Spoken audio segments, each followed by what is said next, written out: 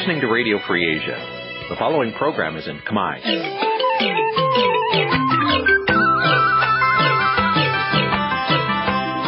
Nǐ chi càm bi tiệp xáy vệt chiu a zì sê ray. Nǐ chi càm bi tiệp xáyរបស់វិទ្យុអាស៊ីសេរីជាភាសាខ្មែរ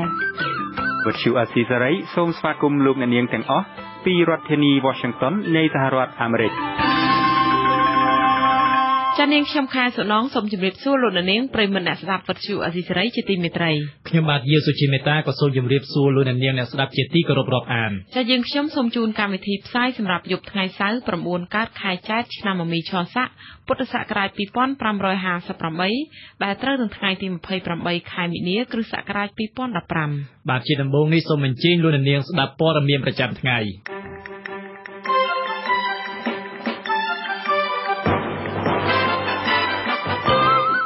អាជ្ញាធរអនុញ្ញាតឲ្យបកសង្គ្រោះជាតិធ្វើពិធីរំលឹកវិញ្ញាណក្ខន្ធអ្នកស្លាប់ក្នុងព្រឹត្តិការណ៍គប់គ្រាប់បែកនៅថ្ងៃទី30មីនាសាលានិងអ្នកភូមិរាប់រយនាក់ពលនំប៉័ងនៅស្រុកជីក្រែងខេត្តសៀមរាបគណៈកម្មការទី3នៃរដ្ឋសភាចុះអង្កេតផលប៉ះពាល់នៃការសាងសង់ទំនប់វារីអគ្គិសនីសេសានក្រោម2ប្រទេសកម្ពុជាប្រពៃទិវា1ម៉ោងសម្រាប់ភពផែនដីរួមនឹងព័ត៌មានសំខាន់ៗមួយចំនួនទៀត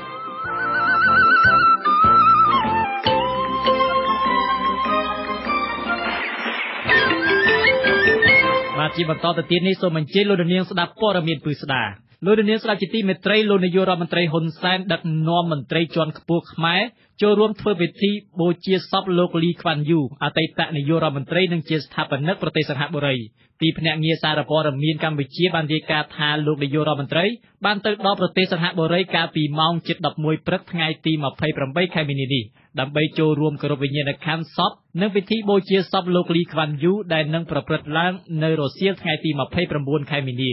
អតីតនាយករដ្ឋមន្ត្រីប្រទេសសិង្ហបុរីលោកលីខ្វាន់យូបានទទួលមរណភាពកាលពីថ្ងៃទី23ខែមីនាក្នុងជន្មាយុ91ឆ្នាំពិធីបុណ្យសពរបស់លោកមានមេដឹកនាំសំខាន់ៗក្នុងពិភពលោកចូលរួមក្នុងនោះមានអតីតប្រធានាធិបតីសហរដ្ឋអាមេរិក Bill Clinton និងអនុប្រធានាធិបតីចិនចូលរួមផងដែរអាជ្ញាធររាជធានីភ្នំពេញអនុញ្ញាតឲ្យគណៈបក្សសង្គ្រោះជាតិជួបជុំធ្វើពិធីរំលឹកវិញ្ញាណក្ខន្ធអ្នកស្លាប់ដោយការគប់គ្រាប់បែកនៅក្បែរសួនច្បារមុខវត្តបទុមវត្តីនៅព្រឹកថ្ងៃទី30ខែមីនាយ៉ាងណាក៏ដោយអាជ្ញាធរមិនអនុញ្ញាតឲ្យគណៈបក្សប្រឆាំងយកពិធីនោះធ្វើជាវេទិកាវាយប្រហាររដ្ឋាភិបាលឡើយថ្ងៃទី30ខែមីនាឆ្នាំ2015គឺជាខួបគម្រប់18ឆ្នាំនៃព្រឹត្តិការណ៍វាយប្រហារគ្រាប់បែកដៃទៅលើវងបាតកោដឹកនាំដោយលោកសំរងស៊ីនៅមុខមន្ទីររដ្ឋសភាចាស់ក្បែរព្រះបរមរាជវាំងចាប់តាំងពីពេលនោះមកមន្ត្រីគណៈបកប្រឆាំងតែងតែនាំគ្នាទៅជួបជុំធ្វើពិធីរំលឹកវិញ្ញាណក្ខន្ធជូនជនរងគ្រោះនៅទីនោះអ្នកនាំពាក្យសាលារាជធានីភ្នំពេញលោកឡុងឌីម៉ងថ្លែងឲ្យដឹងនៅថ្ងៃទី28ខែមីនាថាអាជ្ញាធររាជធានីភ្នំពេញបានទទួលការជូនដំណឹងរបស់គណៈបកសង្គ្រោះជាតិរួចហើយអំពីការជួបជុំនោះហើយអាជ្ញាធរក៏បានអនុញ្ញាតរួចហើយដែរគណៈបកសង្គ្រោះជាតិប្រកាសឲ្យដឹងថាពិធីជួបជុំរំលឹកវិញ្ញាណក្ខន្ធនឹងចាប់ផ្ដើមពីម៉ោង 7 ដល់ម៉ោង 11 ថ្ងៃត្រង់ដោយមានការចូលរួមពីអនុប្រធានគណៈបកសង្គ្រោះជាតិលោកកឹមសុខាក្នុងពិធីនោះព្រះសង្ឃចំនួន50អង្គនឹងត្រូវគេនិមន្តចូលរួមរាប់បាតដើម្បីឧទ្ទិសកុសលដល់វិញ្ញាណក្ខន្ធបាតុករដែលបានបាត់បង់ជីវិតគណៈបក្សសង្គ្រោះជាតិក៏បានអំពាវនាវដល់សាធារណជនទូទៅឲ្យចូលរួមក្នុងពិធីនោះឲ្យបានច្រើនកកផងដែរយ៉ាងណាក៏ដោយលោកឡុងឌីម៉ងបញ្ជាក់ថាក្នុងពិធីជួបជុំនោះអាជ្ញាធរមិនអនុញ្ញាតឲ្យមានការចូលរួមលើសពី200នាក់ឡើយហើយក៏មិនអនុញ្ញាតឲ្យមានការដង្ហែក្បួននោះដែរលើពីនេះលោកថាអាជ្ញាធរក៏មិនអនុញ្ញាតឲ្យមេដឹកនាំគណៈបកប្រឆាំងយកពិធីជួបជុំនោះដើម្បីធ្វើជាវេទិកាវាយប្រហាររដ្ឋាភិបាលនោះឡើយបើលើកម៉ោង11ណាគឺថាចប់គឺទៅចប់ហើយក៏ដោយមានការជាតរដល់ការហែគួរហែអីគឺក៏មានដែរការបំពងលេខគឺកុំឲ្យចំបាស់ចាក់ពីរបស់គាត់ប្រើប្រាស់ហើយវិធីការនឹងទៅការស្វ័យប្រហារទៅលើអិសរាជជនទៅលើប្រទេសជិតខាងអីជាដើមវាតែកុំឲ្យទៅជាលក្ខណៈទឹកអានហ្នឹងពិធីជួបជុំរំលឹកវិញ្ញាណក្ខន្ធរបស់គណៈបកប្រឆាំងឆ្នាំនេះនឹងមិនមានវត្តមានរបស់លោកសំរងស៊ីប្រធានគណៈបកសង្គ្រោះជាតិចូលរួមទេដោយលោកចរវល់បំពេញទស្សនកិច្ចការងារនៅក្រៅប្រទេសអ្នកនាំពាក្យគណៈបកសង្គ្រោះជាតិលោកយ៉ែម ពញ្ញរិទ្ធមានប្រសាសន៍ថាក្រៅពីសកម្មជននិងអ្នកគាំទ្រគណៈបកសង្គ្រោះជាតិជនរងគ្រោះនិងសាច់ញាតិរបស់ពួកគេក៏ត្រូវបានអញ្ជើញឲ្យចូលរួមលោកយ៉ែម ពញ្ញរិទ្ធបញ្ជាក់ថាលោកមិនទាន់ដឹងតើលោកកឹមសុខានឹងថ្លែងសារនយោបាយអ្វីខ្លះនៅឡើយទេនៅពេលនោះ តើតើនឹងការស្វែងរកយុត្តិធម៌សម្រាប់ជនរងគ្រោះវិញលោកយ៉ែមពញ្ញរិទ្ធឲ្យដឹងថាគណៈបក្សសង្គ្រោះជាតិនៅតែបន្តទទូចរដ្ឋាភិបាលស្វែងរកមុខជននៅពីក្រោយការវាយប្រហារនោះមកផ្ដន្ទាទោសតាមច្បាប់យើងសង្កេតឃើញនៃសន្តិភាពនៅប្រទេសយើងនៅមានច្រើនករណីណាស់ហើយយើងនៅតែជំរុញឲ្យទាមទារឲ្យមានបន្តការស៊ើបអង្កេតដើម្បីរកជនដៃដល់ដើម្បីយើងមកកាត់ទោសមុននឹងយើងហ៊ានប្រើពាក្យថានីតិរដ្ឋនិងប្រព័ន្ធយុត្តិធម៌ប្រទេសយើងមានលក្ខណៈឯករាជ្យជាក្រិតល្អការវាយប្រហារគ្រាប់បែកដៃនៅថ្ងៃទី30ខែមីនាឆ្នាំ1997ទៅលើបាតកោរបស់បកប្រឆាំងបានបណ្ដាលឲ្យមនុស្សយ៉ាងហោចណាស់16នាក់បាត់បង់ជីវិតនិងមនុស្សជាង150នាក់ផ្សេងទៀតរងរបួសប៉ុន្តែរហូតមកទល់ពេលនេះជនប្រព្រឹត្តមិនត្រូវបានចាប់ខ្លួនមកផ្ដន្ទាទោសឡើយអង្គការឃ្លាំមើលសិទ្ធិមនុស្សអន្តរជាតិ Human Rights Watch ចាត់ទុកការវាយប្រហារនោះថាជាចេតនារបស់រដ្ឋាភិបាលក្នុងការកំទេចអ្នកនយោបាយបកប្រឆាំងនៅកម្ពុជា Human Rights Watch លើកឡើងដែរថាការវាយប្រហារនេះអាចពាក់ព័ន្ធនឹងកងអង្គរៈរបស់លោកនាយករដ្ឋមន្ត្រីហ៊ុនសែនលោកនាងស្ដាប់ជាទីមេត្រីប្រពន្ធពីមន្ត្រីផ្នែកសុខាភិបាលឲ្យដឹងថាសិស្សសាលានិងឪពុកម្ដាយជាច្រើនរយនាក់នៅក្នុងឃុំពងរលើស្រុកជីក្រែងចម្ងាយជាង100គីឡូម៉ែត្រភាគខាងកើតពីទីក្រុងសៀមរាបកំពុងពុលចំណីអាហារក្រុមសង្គ្រោះកំពុងជញ្ជូនកុមារនិងប្រជាពលរដ្ឋទាំងនោះទៅកាន់មណ្ឌលសុខភាពជាបន្តបន្ទាប់ចាប់តាំងពីព្រឹករហូតដល់ល្ងាចថ្ងៃទី28ខែមីនានេះការពុលចំណីអាហារនេះកើតឡើងបន្ទាប់ពីអង្គការទស្សនៈពិភពលោក World Vision បានទៅប្រារព្ធទិវាប្រឆាំងពលកម្មកុមារហើយបានចែកនំប៉័ងសាច់ជាច្រើនរយដើមទៅឲ្យសិស្សសាលានិងឪពុកម្ដាយទទួលទានកាលពីរសៀលថ្ងៃទី27ខែមីនាកន្លងទៅប្រធានមណ្ឌលសុខភាពឃុំពងរលើគឺលោកអ៊ុំសារ៉ាត់លោកមានប្រសាសន៍ថាចាប់តាំងពីយប់ថ្ងៃទី27គឺមានក្មេងៗនិងឪពុកម្ដាយជាច្រើនអ្នកបានកើតអាការៈចុកពោះបន្ទាប់ពីពួកគេបានទទួលទាននំប៉័ងក្នុងទិវាប្រឆាំងពលកម្មកុមារដែលធ្វើនៅក្នុងឃុំនោះលោកអ៊ុំសារ៉ាត់បញ្ជាក់ទៀតថានៅព្រឹកថ្ងៃសៅរ៍ទី28ខែមីនានេះមុនដំបូងគឺមានកុមារតិចតួចដែលក្អួតហើយនាំមកសង្គ្រោះនៅក្នុងមណ្ឌលសុខភាពក៏ប៉ុន្តែបន្តិចក្រោយមកគឺមានកុមារនិងឪពុកម្ដាយសិស្សកាន់តែច្រើនឡើងមានអាការៈដូចគ្នានេះត្រូវបញ្ជូនមកមណ្ឌលសុខភាពមកច្រើនបាទមានបញ្ជូនចេញខ្លះឡានតែបដាចេញខ្លះទៅកន្លែងទីពេទ្យបាទហើយនៅណាល្មមនៅនេះសិនបាទណារៀនធំទៅបញ្ជូនទៅទៀតគេច្រើនគឺក្តៅខ្លួនក្អួតហើយនឹងវាសុនដៃសុនជើងដូចយើងល្ងាចល្ងើដល់ពេលក្អួតអស់ទៅរៀងសុនណាបាទប៉ុន្តែគេពងវិសោធមើលដល់អសល់ហ្នឹងគឺវិភាគមើលបាទដឹងជាមកពីស្អីមកពីបន្លែមកចាញ់មិនខាងបាទទោះយ៉ាងណាមន្ត្រីមណ្ឌលសុខភាពប្រចាំគុំពងរលើមិនទាន់អាចបញ្ជាក់ថាតើមានកុមារនិងប្រជាពលរដ្ឋចំនួនប៉ុន្មានអ្នកពិតប្រាកដដែលពុលនំប៉័ងនោះនៅឡើយទេ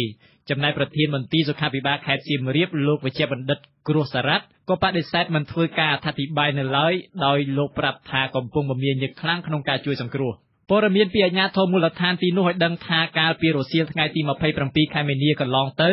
គឺមានកុមារនិងឪពុកម្ដាយសិស្សប្រមាណជាង700នាក់បានចូលរួមប្រារព្ធទិវាប្រឆាំងពលកម្មកុមារដែលរៀបចំដោយអង្គការ World Vision លោកនាងស្ដាប់ជាទីមេត្រីតាក់ទងនឹងការពុលនំប៉័ងនេះដែរលោកហងសាវយុទ្ធដែលបានតាមដានព័ត៌មាននេះមានសេចក្តីរាយការណ៍បន្ថែមពីខេត្តសៀមរាបបាទជំរាបសួរលោកហងសាវយុទ្ធបាទជំរាបសួរបាទលោកសាវយុទ្ធតើពេលនេះលោកកំពុងនៅទីណាដែរបាទបាទឥឡូវនេះខ្ញុំនៅនឹងមន្ទីរពេទ្យស្រុកសូត្រនិគមបាទចម្ងាយប្រមាណ35គីឡូម៉ែត្រភាគខាងកើតពីទីរួមខេត្តសៀមរាបហើយបើគិតពីនេះទៅកន្លែងដែលពុលហ្នឹងគឺប្រមាណជាង60គីឡូម៉ែត្រតទៅទៀតបាទចង់ដឹងថានៅពេលហ្នឹងតើស្ថានភាពរបស់ពលរដ្ឋយ៉ាងណាហើយមានអ្នកស្លាប់ដែរឬទេនៅពេលនេះបាទសូមបញ្ជាក់ថារហូតមកដល់ពេលនេះខ្ញុំបាទមិនបានទទួលព័ត៌មានថា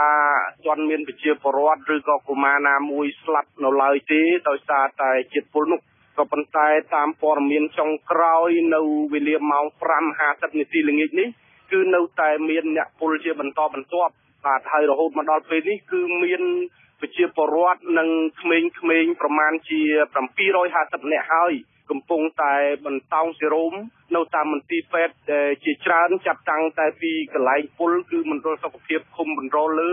រហូតមកដល់ស្រុកជីក្រែងខេត្តសៀមរាបនិងស្រុកសូត្រនិគមខេត្តសៀមរាបបាទសូមបញ្ជាក់ផងដែរថារហូតមកដល់វេលាម៉ោង 6 ល្ងាចពេលនេះគឺនៅតាមមន្ទីរពេទ្យជាច្រើនគឺបុគ្គលិកពេទ្យនៅតែត្រៀមលក្ខណៈដើម្បីជួយសង្គ្រោះក្រុមកុមារហើយនិងប្រជាពលរដ្ឋដែលពុលនោះនៅឡើយទេហើយមានប្រជាពលរដ្ឋជាបន្តបន្ទាប់ត្រូវដឹកតាមរថយន្តពេទ្យជាច្រើនឆ្ពោះពីកន្លែងកើតហេតុដូចជានៅឃុំពងរស្រុកជីក្រែងនោះឆ្ពោះមកកាន់ទីរួមស្រុកជីក្រែងហើយឆ្ពោះមកកាន់ មន្ទីរពេទ្យស្រុកសូត្រនិគមហើយអ្នកខ្លះទៀតត្រូវបានបញ្ជូនទៅកាន់មន្ទីរពេទ្យខេត្តសៀមរាបតែម្ដងចំពោះអ្នកដែលមានអាការៈធ្ងន់ធ្ងរបាទហើយយើងឃើញថាមានរថយន្តជាបន្តបន្ទាប់ដែលឆ្ពោះមកពីជីក្រែងមកសូត្រនិគមហើយសម្ដៅទៅមន្ទីរពេទ្យបាទខេត្តទីរួមខេត្តសៀមរាបហើយរហូតដល់ពេលនេះគឺបុគ្គលិកខាងបើកឡានសង្គ្រោះបន្ទាន់ហ្នឹងគឺនៅតែត្រៀមលក្ខណៈជាប់រហូតពីព្រោះគាត់ប្រាប់ថាមានវិជាពលរដ្ឋជាបន្តបន្ទាប់មកពីភូមិជាច្រើនទៀតគឺមានអាការៈពុលហើយនៅតែនាំគ្នាធ្វើដំណើរបាទសូមបញ្ជាក់ថារហូតមកដល់ពេលនេះគឺប្រធានមន្ត្រីសុខាភិបាលខេត្តសៀមរាបលោកវិជ្ជបណ្ឌិតក្រោះសារ៉ាត់ហើយនឹងក្រុមគ្រូពេទ្យជំនាញជាច្រើនទៀតកំពុងតែនៅប្រចាំការនៅកន្លែងឃុំពងរលើចម្ងាយប្រមាណជា70 គីឡូម៉ែត្រពីស្រុកជីក្រែងនឹងសម្ដៅទៅជាប់ព្រំដែននៃស្រុករវៀងខេត្តព្រះវិហារនោះបាទគឺជាតំបន់ជនបទដាច់ស្រយាលហើយលោកមិនទាន់ចាក់ចេញពីទីនោះនៅឡើយពីព្រោះមានប្រជាពលរដ្ឋជាច្រើនទៀតដែលគេសង្ស័យថាកំពុងរងគ្រោះដោយជាតិពុលនំប៉័ងសាច់ប៉ាតេនោះហើយបើតាមសមត្ថកិច្ចគឺបានប្រមូលយកនំប៉័ងនោះមួយចំនួនទុកហើយក៏ប៉ុន្តែចំពោះសាច់ប៉ាតេឬក៏ជ្រក់អីផ្សេងៗនោះគឺมันមានឃើញបន្សល់ទុកទៀតទេបាទសូមអរគុណច្រើនណាស់លោកហងសាវយុទ្ធសូមជម្រាបលាលោកបាទសូមជម្រាបលាបាទចាលោកនាងកំពុងស្ដាប់កម្មវិធីផ្សាយរបស់វិទ្យុអាស៊ីសេរីទំនាស់ដីធ្លីរវាងប្តីប្រពន្ធវ័យចាស់ជរាជាមួយក្រុមហ៊ុនអៀមសុធារាត្រូវពលរដ្ឋ4ភូមិក្នុងសង្កាត់ទំនប់រលកស្រុកស្ទឹងហៅកំពុងឈឺឆ្អាលផ្ដាត់ស្នាមមេដៃនឹងធ្វើសាក្សីទាមទារដីធ្លីនោះមកវិញចាលោកនាងនឹងបានស្ដាប់សេចក្តីរាយការណ៍នេះពិស្ដាបន្ទាប់ពីព័ត៌មានប្រចាំថ្ងៃលោកនាងស្ដាប់ជាទីមេត្រីនៅឯខេត្តស្ទឹងត្រែងគណៈកម្មការទី3នៃរដ្ឋសភាគឺគណៈកម្មការផែនការវិនិយោគកសិកម្មអភិវឌ្ឍជនបទបរិស្ថាននិងធនធានទឹកនៅថ្ងៃទី28មីនានេះបានចុះអង្កេតពីផលប៉ះពាល់នៃការសាងសង់ទំនប់វារីអគ្គិសនីសេសានក្រោម2បាទលោកប្រាជេវអ្នកយកព័ត៌មានរបស់យើងដែលបានតាមដានអំពីដំណើរទស្សនកិច្ចរបស់គណៈកម្មការទី3មានសេចក្តីរាយការណ៍ផ្ទាល់ដូចតទៅបាទសូមជម្រាបសួរលោកប្រាជេវបាទអរគុណលោកយាងសុជាមតាគឺមុនដំបូងលោកបានជួបជាមួយនឹងថ្នាក់ដឹកនាំខេត្តស្ទឹងត្រែងដើម្បីសួរនាំពីការផ្ដល់ដំណោះស្រាយក៏ដូចជារឿងនានាទាក់ទងនឹងគម្រោងធ្វើអគ្គិសនីសេសានក្រោម2ជាក់ស្ដែងខាងអាជ្ញាធរខេត្តបានថ្លែងប្រាប់គណៈកម្មការសភាថានៅពេលនេះមានប្រជាពលរដ្ឋមួយចំនួនមិនព្រមទទួលយកសំណងរបស់រដ្ឋាភិបាលគណៈដែលពលរដ្ឋមួយចំនួនផ្សេងទៀតគឺព្រមទទួលយកសំណងនេះទៅហើយខាងអាជ្ញាធរខេត្តដែលមានវត្តមានលោកកុលសំអល់បានថ្លែងថាការដែលពលរដ្ឋមិនព្រមទទួលយកហ្នឹងគឺមានមន្ត្រីសង្គមស៊ីវិលនៅពីក្រោយប្រាប់ពលរដ្ឋកុំឲ្យព្រមទទួលយកខាងសង្គមស៊ីវិលបានបដិសេធការចោទប្រកាន់ហ្នឹងក្នុងជំនួបមួយនាព្រឹកមិញនេះជាមួយនឹងគណៈកម្មការទី3រដ្ឋសភាគឺពួកគាត់រកឃើញពីផលប៉ះពាល់នានានៃគម្រោងទំនប់ក៏ដូចជាការផ្ដល់សំណងរបស់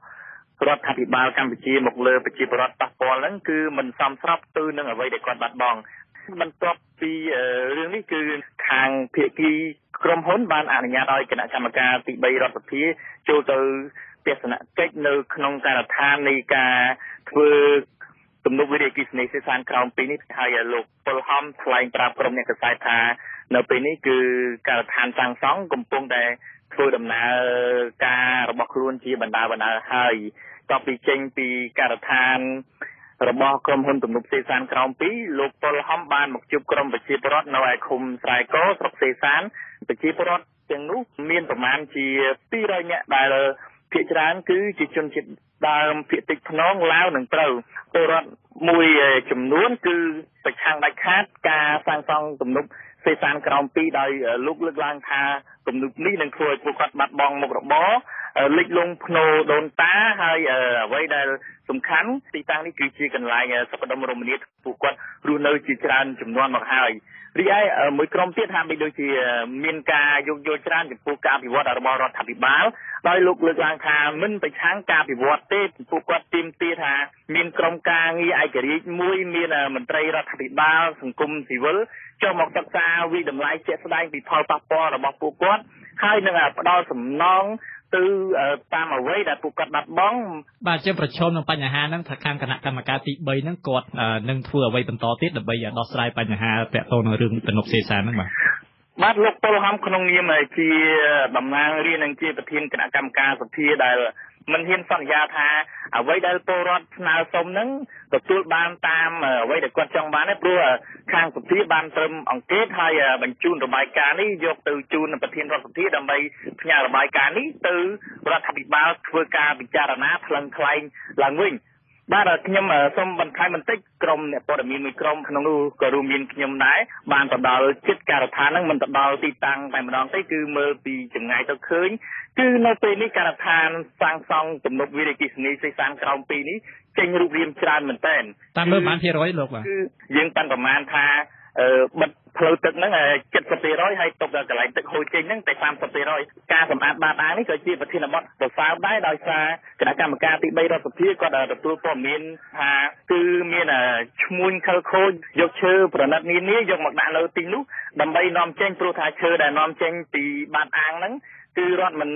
គិតពន្ធឬក៏គិតពន្ធក្នុងតម្លៃទៀតដែលធ្វើឲ្យពួកគេងាយស្រួលក្នុងការកេងចំណេញពីរដ្ឋប៉ុន្តែផ្ទុយពីនេះគឺអភិបាលខេត្តស្ទឹងត្រែងលោកកុលសំអល់បានថ្លែងថាក្រុមហ៊ុនអត់បាននាំឈើពីណាចូលមកស្តុបនៅបាតអាងហ្នឹងដើម្បីនាំចេញទៅកន្លែងផ្សេងទេព្រោះថាឈើហ្នឹងគឺដុតចោលទេជាក់ស្ដែងខ្ញុំបានទៅដល់ទីនោះឃើញមានកន្លែងខ្លះត្រូវដុតចោលមែនប៉ុន្តែ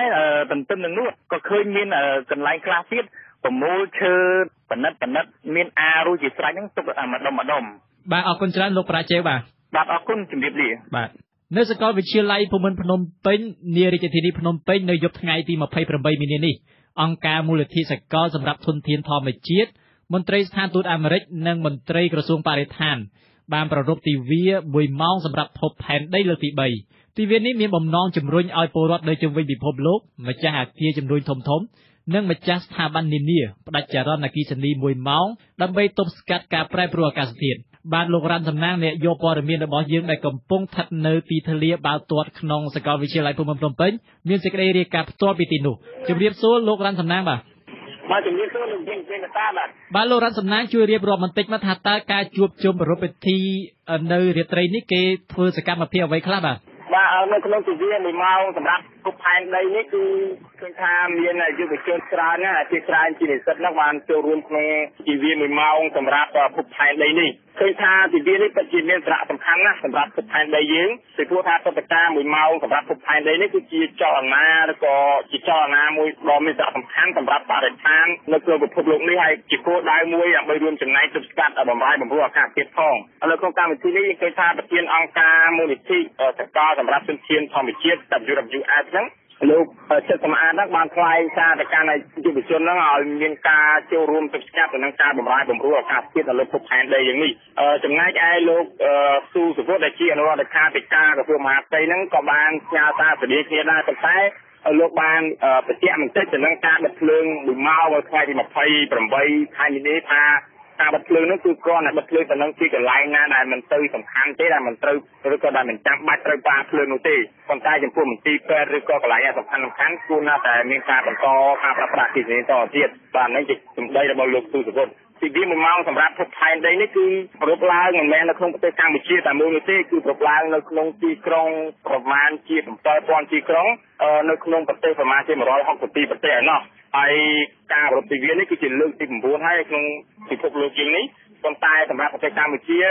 ទិវានេះគឺជាលើកទី3ទេបាទតកតូននឹងសកម្មភាពវិញតើនៅក្នុងការប្រពៃរយៈពេល1ម៉ោងហ្នឹងតើគេធ្វើសកម្មភាពអ្វីខ្លះទៅយុវជនដែលចូលរួមដែលលោកលើកឡើងបំបញ្ញមិញហ្នឹងមានច្រើនគ្នាគាត់ធ្វើសកម្មភាពអ្វីខ្លះនៅក្នុងទិវា1ម៉ោងសម្រាប់ពិភពផែនដីនេះយើងឃើញថាមានកម្មវិធីច្រើនសម្រាប់យុវជនដែលជានិស្សិតក្នុងការចូលរួមហ្នឹង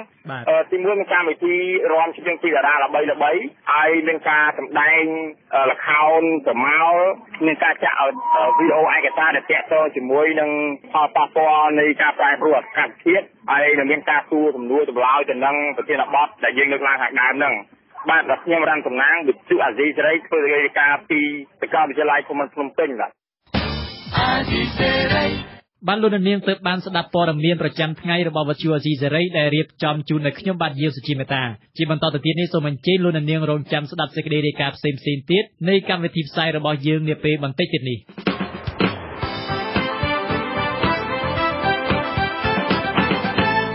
ចាលោកនាងកញ្ញាប្រិយមិត្តអ្នកស្ដាប់ជាទីមេត្រីនៅក្នុងកម្មវិធីផ្សាយជាបន្តទៅទៀតនេះលោកនាងនឹងបានស្ដាប់សេចក្តីរាយការណ៍និងបទសម្ភាសន៍មួយចំនួនទៀតស្ដីអំពីសេចក្តីរាយការណ៍ពីពលរដ្ឋ2នាក់ប្តីប្រពន្ធវ័យ80ឆ្នាំស្នើសុំឲ្យលោកនាយករដ្ឋមន្ត្រីហ៊ុនសែនអន្តរាគមន៍លើករណីក្រុមហ៊ុនអៀមសុធារារំលោភយកដីធ្លីគម្រោងអភិវឌ្ឍភូមិដើម្បីធ្វើអាងស្តុកទឹកទុកប្រើប្រាស់កាត់បន្ថយការងារលំបាករបស់ស្ត្រីជនជាតិដើមភាគតិចចានៅក្នុងបទសម្ភាសន៍ស្ដីអំពីថាតើសាលាក្តីខ្មែរក្រហមមានអំពើពុករលួយនិងការជ្រៀតជ្រែកនយោបាយដែរឬទេចំណែកនៅក្នុងនេតិកសិកម្មសប្តាហ៍នេះលោកនាងនឹងបានស្ដាប់សេចក្តីរាយការណ៍ស្ដីពីការចិញ្ចឹមត្រីនិងកង្កែបក្នុងស្រែចាហើយនៅចុងក្រោយនៃកម្មវិធីផ្សាយគឺព័ត៌មានបញ្ចប់ចាសូមអញ្ជើញលោកនាងកញ្ញាតាមដានស្ដាប់កម្មវិធីផ្សាយរបស់យើងខ្ញុំដែលមានជាបន្តបន្ទាប់ដូចតទៅ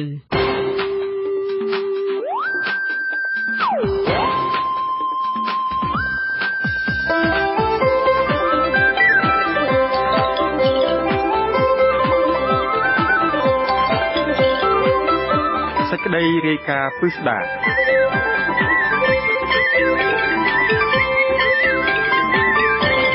ប្តីប្រពន្ធវ័យជិត80ឆ្នាំបច្ចុប្បន្នមានទីលំនៅស្ថិតក្នុងសង្កាត់ទំនប់រលកស្រុកស្ទឹងហៅខេត្តព្រះសីហនុបន្តស្វែងរកកិច្ចអន្តរាគមន៍ពីប្រមុខដឹកនាំរដ្ឋាភិបាលឲ្យជួយរកយុត្តិធម៌លើវិវាទដីធ្លីរបស់ពួកគាត់អះអាងថាក្រុមហ៊ុនអៀមសុធារាបានខុបខិតលួចធ្វើប្លង់កម្មសិទ្ធិរំលោភយកដីកសិកម្មជាង5ហិកតាធ្លាប់រស់នៅអាស្រ័យផលក្រោយឆ្នាំ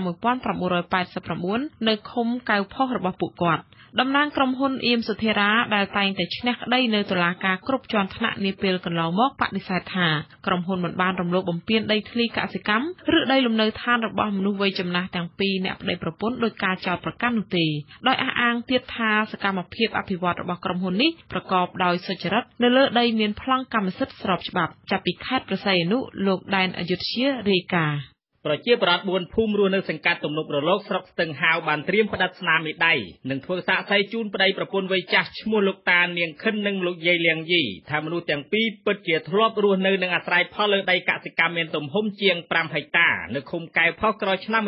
1989ដែលការនោះស្ថិតក្នុងរដ្ឋបាលខេត្តកោះកុងពិតប្រាកដមែនក្រមប្រជាប្រដ្ឋបានចោទក្រុមហ៊ុនអៀមសុធារាថាបានខុបខិតជាមួយស្ថាប័នពាក់ព័ន្ធលួចធ្វើប្លង់កម្មសិទ្ធិរំលោភយកដីកសិកម្មនិងបំផ្លាញផ្ទះប្តីប្រពន្ធវ័យចាស់ទាំងពីរនាក់និងបានប្រើកងកម្លាំងទាហានដើម្បីគំរាមបណ្ដេញមនុស្សវ័យចាស់ទាំងពីរនាក់ចេញពីលំនៅឋានកាលពីឆ្នាំ2004ហើយថែមទាំងប្តឹងប្តីប្រពន្ធទាំងពីរនាក់រួមជាមួយអ្នកពាក់ព័ន្ធទៅកាន់តុលាការថែមទៀត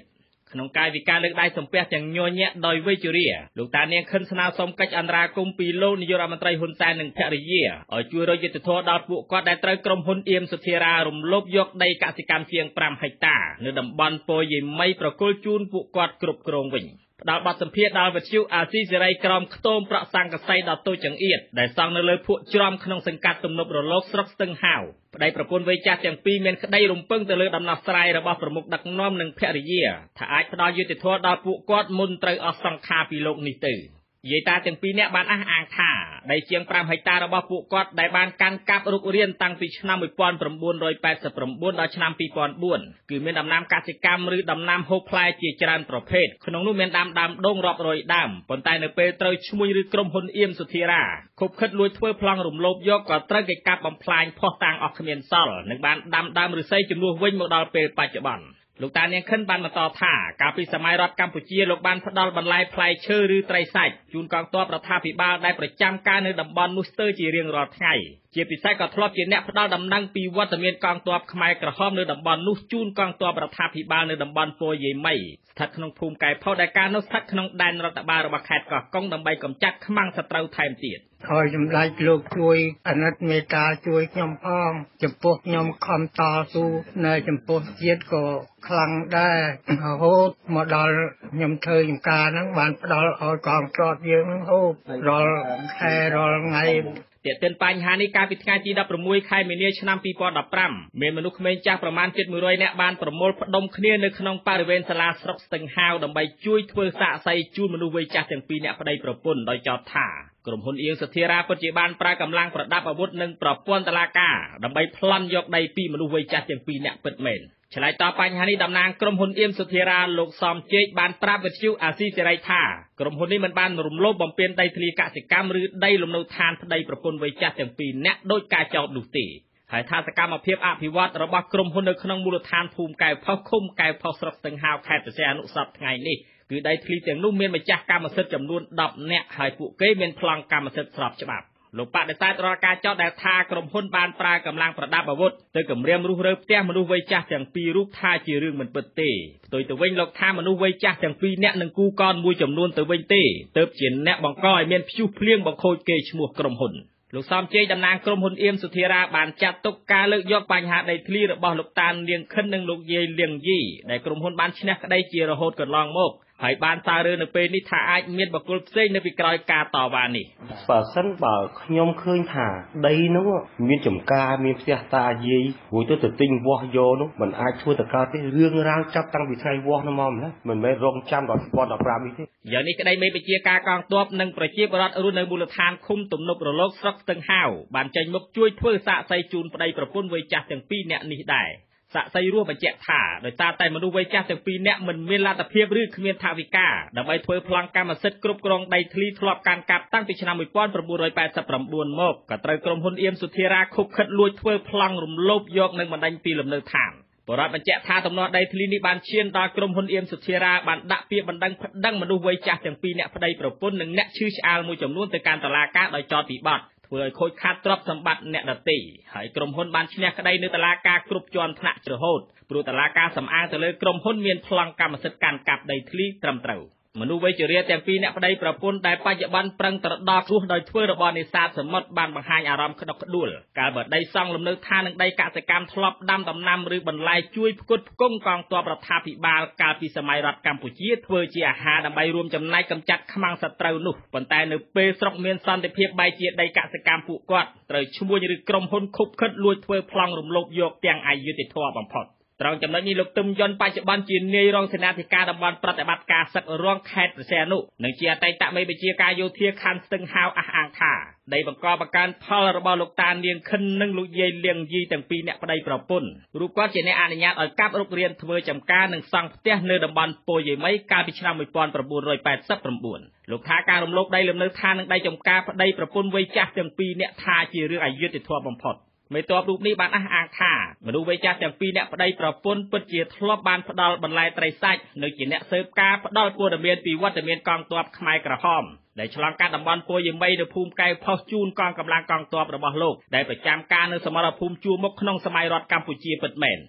លោកថាដោយផ្អែកលើគុណបំណាច់ពីអតីតកាលក្នុងនាមមេតបម្នាក់លោកសូមអំពាវនាវដល់លោកនាយរដ្ឋមន្ត្រីហ៊ុនសែននិងភរិយាឲ្យជួយរកយុត្តិធម៌ជូនលោកតាននាងខិននិងលោកយាយលៀងយីដោយអនុគ្រោះខ្ញុំក៏ឲ្យគាត់ដាំដំណាំនៅនឹងទៅហើយម្យ៉ាងទៀតវាផលប្រយោជន៍ទី1សម្រាប់ជីវភាពរបស់គាត់ផងទី2ជាភ្នាក់ងារឲ្យខ្ញុំផងសម្រាប់ផ្ដល់ដំណឹងរាល់ពេលវេលាដែលខ្មែរក្រហមចេញចូលហ្នឹងណាបាទពេលហ្នឹងវាស្មុគស្មាញអញ្ចឹងហើយឃើញថាគាត់ធ្វើចំការនៅនឹងយូរតាំងពី49មករហូតទាក់ទិនបញ្ហានេះគណៈកម្មាធិការសិទ្ធិមនុស្សកម្ពុជាដែលមានលោកម៉ាក់សម្បត្តិជាប្រធានក៏បានចេញលិខិតស្នើឲ្យអភិបាលខេត្តព្រះសីហនុជួយពិនិត្យដោះស្រាយករណីទំនាស់ដីធ្លីរវាងលោកតាននាងខិននិងលោកយាយលៀងយីជាមួយលោកអៀមសុធារានេះដែរកិច្ចអន្តរាគមន៍នេះធ្វើឡើងតាមពាក្យស្នើសុំរបស់មនុស្សវ័យចាស់ទាំងពីរនាក់ដែលបានស្នើសុំជួយឲ្យពួកគាត់ទទួលបានដីកាន់កាប់ស្របច្បាប់ធ្លាប់បង្កបង្កើនផលឡើងវិញលិខិតអន្តរាគមន៍មានចុះហត្ថលេខាលោកម៉ាក់សម្បត្តិប្រធានគណៈកម្មាធិការសិទ្ធិមនុស្សកម្ពុជាក៏បានសង្កត់ធ្ងន់ថា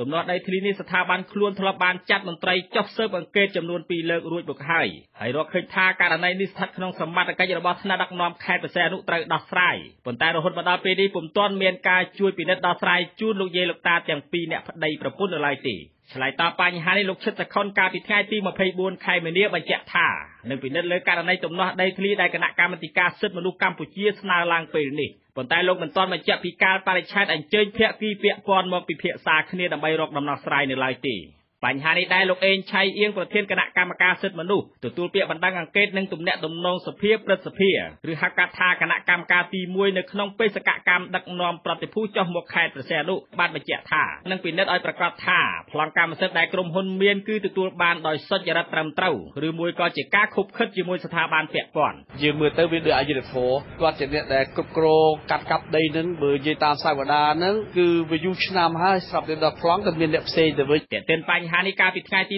16ខែមីនាឆ្នាំ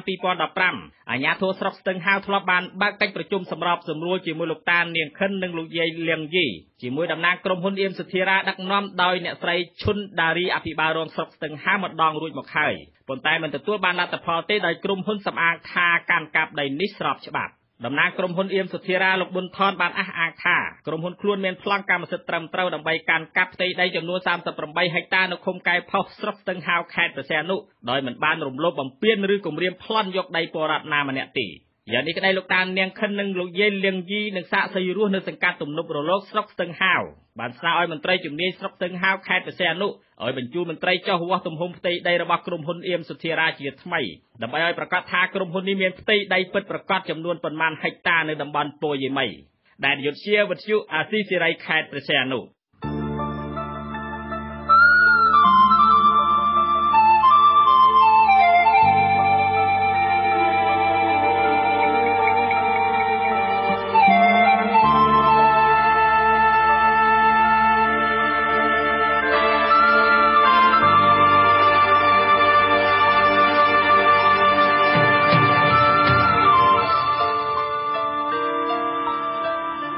ជាដើមភាគតិចចរាយមួយក្រុមបានទទួលយកពាងយក្សពីគម្រោងអភិវឌ្ឍភូមិរបស់ខ្លួនដើម្បីធ្វើជាអាងស្តុកទឹកទុកប្រើប្រាស់ប្រចាំថ្ងៃពាងយក្សកំពុងសម្រាលការងារលំបាករបស់ស្ត្រីមេផ្ទះនៃសហគមន៍នេះគណៈប្រពៃណីជនជាដើមភាគតិចស្ត្រីមានភារកិច្ចរកអស់ដងទឹកពីអូមកផ្គត់ផ្គង់គ្រួសារចាលោករដ្ឋាវិសាលរាយការណ៍ភ្ញៀវទាំងឡាយដែលបានធ្វើដំណើរចូលមកដល់ភូមិពាក់ប្រកាសជាប្លែកចិត្តហើយឆ្ងល់ទៅនឹងទស្សនវិជ្ជាគ្រប់លំនៅឋានប្រជាពលរដ្ឋនិងនៅក្នុងបរិវេណសាលារៀនមានតម្កល់ពងមូលពណ៌សធំនៅពីចំហៀងផ្ទះឬពីមុខផ្ទះនៅពេលសួរពីពងពណ៌សនោះអ្នកភូមិគ្រប់គ្នាមិនថាមនុស្សចាស់ឬក្មេងបរោះឬស្ត្រីនោះទេគឺប្រកាសជាប្រាប់យើងថានេះជាពាងយក្សទៅគ្រប់ក្រុមគ្រួសារនៃសហគមន៍ជនជាតិដើមចារាយភូមិពាក់ឃុំយ៉ាតុងស្រុកអូយ៉ាដាវខេត្តរតនគិរីសុទ្ធតែទទួលបានពាងយក្សសម្រាប់ត្រងទឹកភ្លៀងពីដំបូលផ្ទះនារដូវវស្សាទុកប្រើប្រាស់ប្រចាំថ្ងៃក្រៅពីនោះអ្នកភូមិខ្លះមានលទ្ធភាពប្រើប្រាស់ម៉ាស៊ីនតូចបូមទឹកអូបង្ហូរចូលពាងយក្សប្រើប្រាស់បានជាប្រចាំ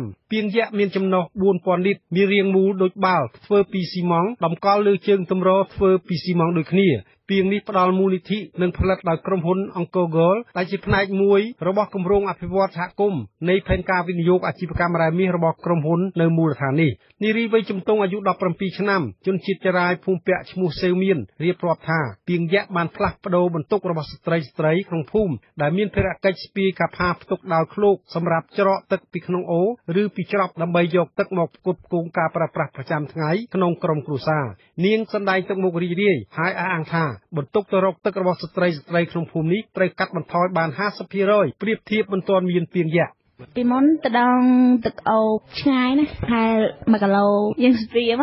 ពិបាកធ្ងន់ទៀតណាចាលាងចាងបោកលាងស្នាអីចឹងលាងល្អក្រុមហ៊ុនអង្គរ Gold នៃប្រទេសអូស្ត្រាលីបានផលិតពាងយក្សជិត100ពាងតម្រូវការប្រើប្រាស់របស់ពលរដ្ឋភូមិពាក់93គ្រួសារចាប់ពីឆ្នាំ2012រហូតមកប្រធានភូមិពាក់លោកសេវចិនបដិសេធថានេះមិនមែនជាការបោះបង់ប្រពៃណីរបស់សហគមន៍ជនជាតិដើមមួយនេះទេក៏ប៉ុន្តែគឺជាការអភិវឌ្ឍដែលកាត់បន្ថយបន្ទុកការងាររបស់ស្ត្រីមេផ្ទះនិងជាការរួមចំណែកផ្ដល់ឱកាសបន្ថែមទៀតឲ្យនារីនិងស្ត្រីក្នុងភូមិមានពេលវេលារកប្រាក់ចំណូលមួយថ្ងៃទៀតសម្រាប់ជីវភាពរស់នៅពួកគេបានកាន់តែប្រសើរលោកសម្ដែងមោទនភាពទៅថ្ងៃអនាគតពាងយក្សនឹងក្លាយជាអាងស្តុកទឹកអចិន្ត្រៃយ៍ខណៈប្រព័ន្ធបំពង់បូមទឹកត្រូវបានតភ្ជាប់ពីស្ថានីយ៍បូមទឹកបង្ហូរចូលពាងយក្សគ្រប់លំនៅឋានពលរដ្ឋជាប្រចាំតាមគម្រោងអភិវឌ្ឍរបស់ភូមិនេះឥឡូវប្រពៃណីនេះវាមិនពាក់ព័ន្ធទៅលើគេអភិវឌ្ឍទេព្រោះអីប្រពៃណីនោះបានតែប្រពៃណីទំនៀមទម្លាប់ពីដូនតាមកការអភិវឌ្ឍនេះសម្រាប់បរិចម្រើនទេបើគិតទៅតាមដែលយើងអ្នកថ្នាក់ដឹកនាំយើងក៏សប្បាយចិត្តថាដល់ពេលខែបតាយើងអត់ពិបាកទៅដងឆ្ងាយយើងអត់ពិបាកទៅរអីតាមមាត់អូមកស្ទឹងអញ្ចឹងណាគិតទៅយើងសប្បាយចិត្តដែរភូមិយើងដូចជាមកខេត្តប្រមាណខេត្តក្រុងវាបានតែយើងណាវាអត់មានសំណាងរហូតមកទល់ឆ្នាំ2015នេះសហគមន៍ភូមិពាក់កើនសមាជិកគ្រួសារឡើងដល់ជាង100គ្រួសារភូមិនេះស្ថិតក្នុងតំបន់សម្បត្តិរ៉ែរបស់រដ្ឋាភិបាលទៅឲ្យក្រុមហ៊ុនធ្វើអាជីវកម្មមាស Mesco Gold ប្រទេសឥណ្ឌា មេឃុំយ៉ាតុងលោករចាំហ្វីនមានប្រសាសន៍ថាសហគមន៍ភូមិពាក់បានយល់ព្រមប្រគល់ដី38ហិកតាទៅឲ្យក្រុមហ៊ុន Mexico Gold ជាថ្នូរសំណងជាប្រាក់ជាង$60,000សម្រាប់ផលប៉ះពាល់ជូនអ្នកភូមិជាមួយនោះក្រុមហ៊ុនក៏បានផ្ដល់មូលនិធិអភិវឌ្ឍភូមិតាមកិច្ចសន្យាវិនិយោគរយៈពេល30ឆ្នាំនៅតំបន់ជនជាតិដើមភាគតិចមួយនេះលោកក៏សម្គាល់ថាបន្ទាប់ពីការអភិវឌ្ឍពីងយៈសហគមន៍នឹងរៀបចំកំណត់បញ្ហាទីភាពមួយចំនួនទៀតដើម្បីក្រុមហ៊ុនជួយធ្វើការអភិវឌ្ឍដូចជាបញ្ហាផ្លូវធ្វើដំណើរការដាំដុះចិញ្ចឹមសត្វនិងការអប់រំជាដើមប្រពៃណីជនជាតិដើមភាគតិច